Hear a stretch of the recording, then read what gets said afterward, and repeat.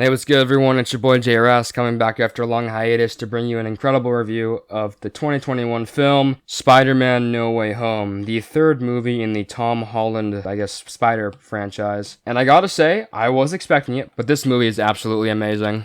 First off, the cast is amazing. You got Tom Holland as Spider-Man, absolutely a great guy. You've also got Zendaya as MJ again, if you couldn't tell, because on Twitter everyone is drooling over her as usual. You got Ned, you got Happy, you got all the actors pretty much, and it's just absolutely amazing. And of course, if you've seen the trailers, which I'm just going to assume you have, you'll know that there are some villains that are returning from previous Spider-Man films. Specifically, Otto Octavius from the original Spider-Man trilogy, among some other characters that you might know from other previous Spider-Man films. That shouldn't be a spoiler, by the way. I mean, if you've seen any of the trailers, you'll know that. That's kind of like a big selling point of why you should see the movie. It's like, hey, look at this. We got the good characters back. No more shitty new villains. Which is great, because after Eternals, I really did not have much hope for Marvel. Now that faith has been somewhat partially restored. God bless. Unless you're atheist. In that case, then science bless. Anyhow, as for a quick rundown of what I think of the story, I think the story is the best of all the Tom Holland films. Don't get me wrong, I enjoyed Homecoming and whatever, Homebound, whatever the fuck the last one was. Far From Home.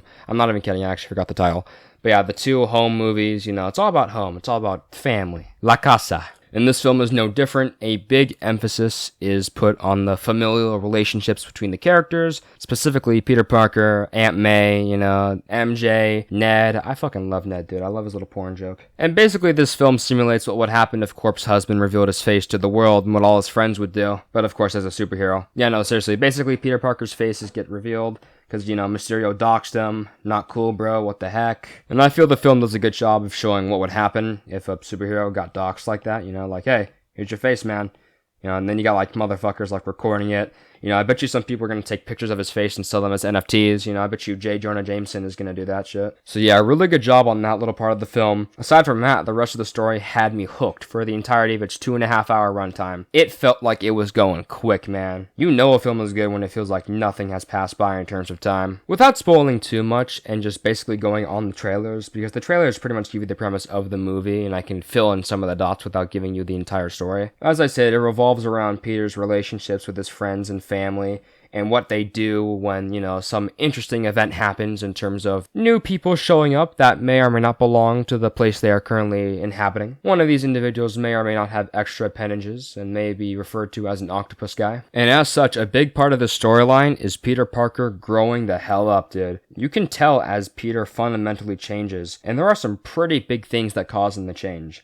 I will say, this film is relatively dark and sad. I did not expect some of the things that happened to, happen. And I think that aids in the film's enjoyability, because throughout the film, I didn't know what was going to really happen. Characters are an actual danger. You don't know if they're going to be alright or not. And when the stakes are that high, you get invested. And I was, invested. And by the end of the film, after seeing all of the pretty solid action scenes, the fighting was pretty cool. I felt that it was a very satisfying and sufficient ending. And I personally, and currently, cannot wait for the next installment of the Spider-Man saga. This film basically returns that feel of some of the older Spider-Man films. That sense of, okay, this guy's a hero, but bad things are still happening to him, man. That's messed up. This guy doesn't deserve this. And yet Peter Parker keeps going on because that's who he is. He's just that kind of guy. He's that guy, pal. He's that guy.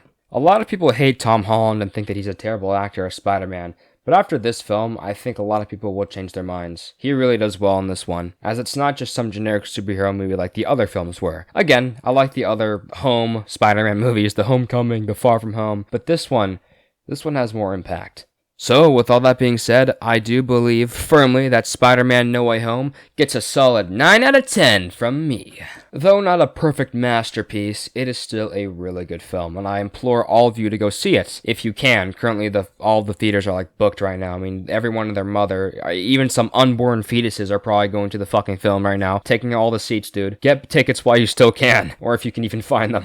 Or if you're a more intelligent and more patient person, you can either wait till theaters are less crowded or until it gets on Disney+.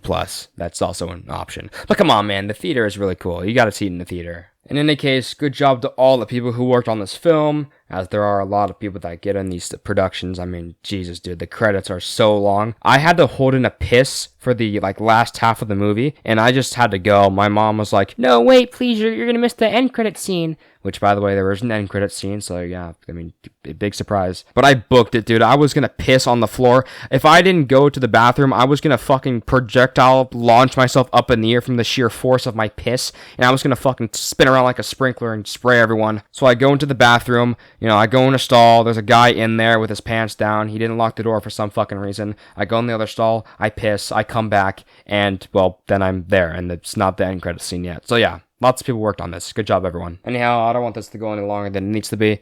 Follow my socials, like and subscribe, share with your friends, your mother. If any of you guys have homecoming coming up, feel free to share this video onto like a large projector, and make sure to say that this is kid friendly and that all kinds of Christians will love to see this kind of video. Yeah, anyways, no, seriously, follow my Twitch, all that good stuff. Thank you all for watching. This has been your boy JRass. I'm gonna web sling out of here and go play some Fortnite as Spider-Man now.